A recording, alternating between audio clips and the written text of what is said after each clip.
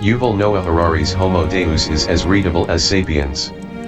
However, rather than looking back, as Sapiens does, it looks to the future. In this video, I will be summarizing New Human Agenda and the three parts of the Homo Deus. The New Human Agenda: for the first time in history, more people die today from eating too much than from eating too little, more people die from old age than from infectious diseases, and more people commit suicide than are killed by soldiers, terrorists, and criminals combined. For the average American or European, Coca-Cola poses a far deadlier threat than Al-Qaeda. Terrorists are like a fly that tries to destroy a china shop. The fly is so weak that it cannot budge even a single teacup. So it finds a bull, gets inside its ear and starts buzzing. The bull goes wild with fear and anger, and destroys the china shop. This is what happened in the Middle East in the last decade. Islamic fundamentalists could never have toppled Saddam Hussein by themselves. Instead, they enraged the USA by the 9/11 attacks, and the USA destroyed the Middle Eastern china shop for them. And having raised humanity above the beastly level of survival struggles, we will now aim to upgrade humans into gods, and turn Homo sapiens into Homo Deus. When speaking of upgrading humans into gods, think more in terms of Greek god Zeus, or Hindu Deva Indra, rather than the omnipotent biblical Sky Father. Our descendants would still have their foibles and limitations, just as Zeus and Indra had theirs. But they could love, hate, create, and destroy on a much grander scale than us. No clear line separates healing from upgrading.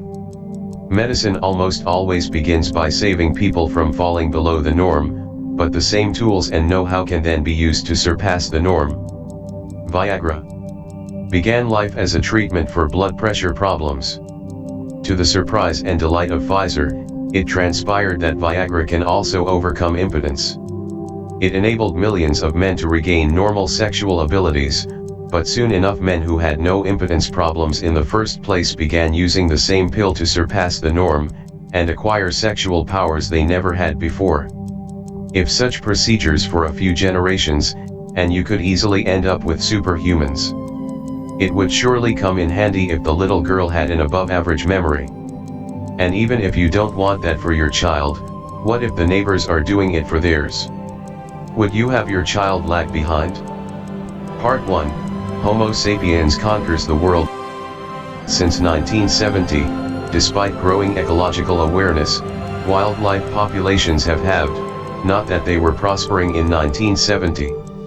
Yes, a big asteroid will probably hit our planet sometime in the next 100 million years, but it is very unlikely to happen next Tuesday.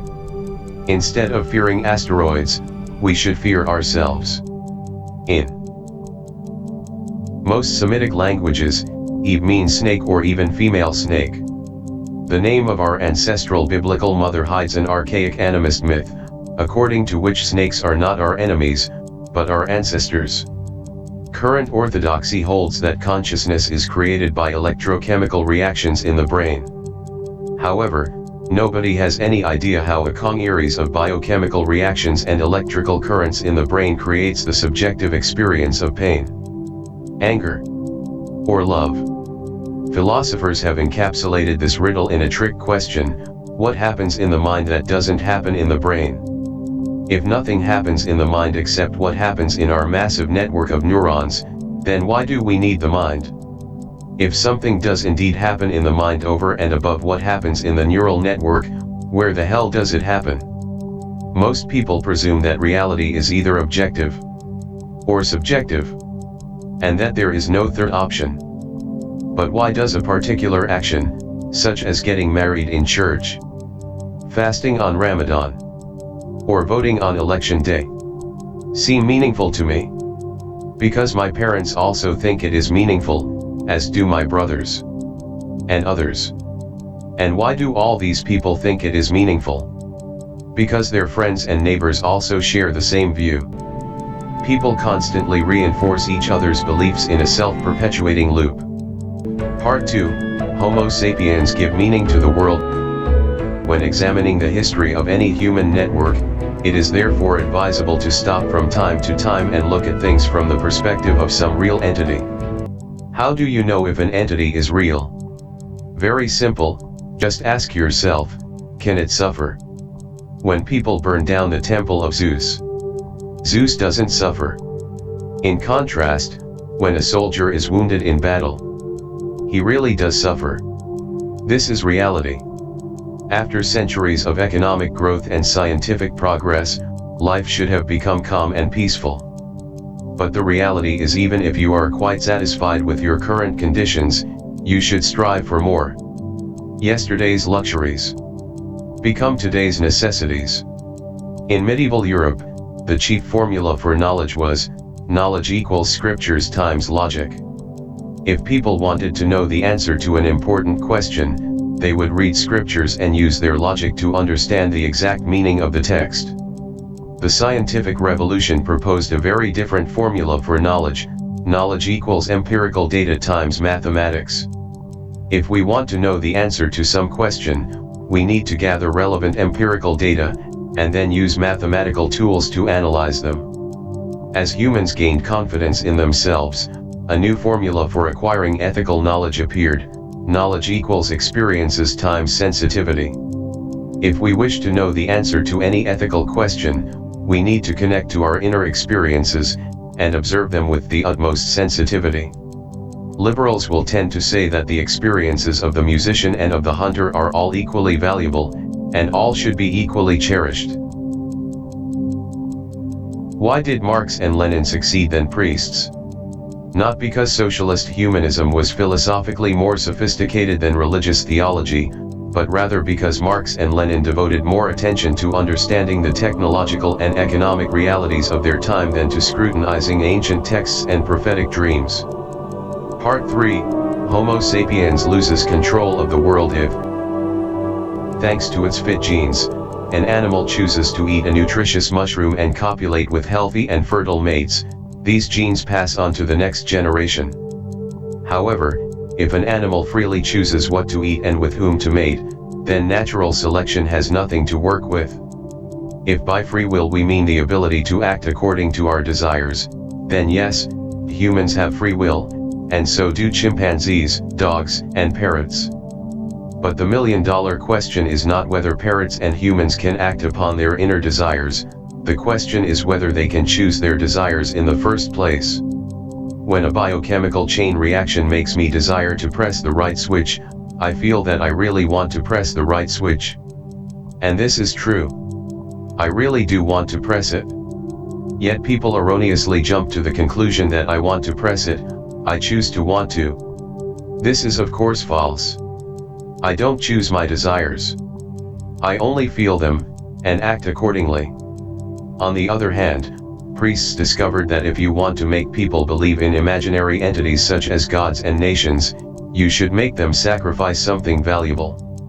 The more painful the sacrifice, the more convinced they will be of the existence of the imaginary recipient. The most important question in 21st century economics may well be what to do with all the superfluous people. What will conscious humans do, once we have highly intelligent non-conscious algorithms that can do almost everything better? On a more sinister note, the same study implies that in future US presidential elections, Facebook could know not only the political opinions of tens of millions of Americans, but also who among them the critical swing voters are, and how these voters might be swung. Modern humanity is sick with FOMO, fear of missing out, and though we have more choice than ever before, we have lost the ability to really pay attention to whatever we choose. If we start using the attention helmet in more and more situations, we may end up losing our ability to tolerate confusion, doubts, and contradictions. The system may push us in that direction, because it usually rewards us for the decisions we make rather than for our doubts. The number one humanist commandment, listen to yourself, is no longer self-evident. As we learn to turn our inner volume up and down, we give up our belief in authenticity, because it is no longer clear whose hand is on the switch.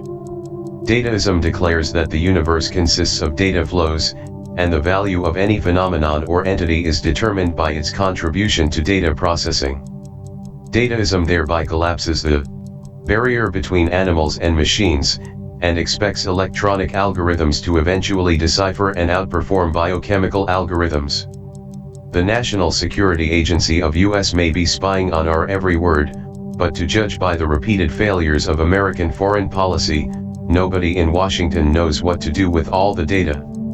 If humankind is indeed a single data processing system, what is its output? Dataists would say that its output will be the creation of a new and even more efficient data processing system, called the Internet of All Things. Once this mission is accomplished, Homo sapiens will vanish. Writing a private diary, a common humanist practice in previous generations, sounds to many present-day youngsters utterly pointless. The new motto says, if you experience something, record it. If you record something, upload it. If you upload something, share it. Dataism finds such scenarios utterly ridiculous. Come on, it admonishes the Hollywood screenwriters, is that all you could come up with? Love.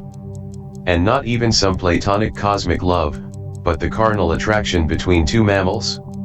Do you really think that an all-knowing supercomputer, or aliens, who contrived to conquer the entire galaxy would be dumbfounded by a hormonal rush? Yet once authority shifts from humans to algorithms, the humanist projects may become irrelevant.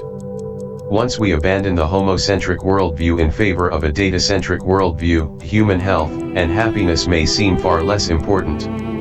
These three processes raise three key questions, which I hope will stick in your mind long after you have finished this book.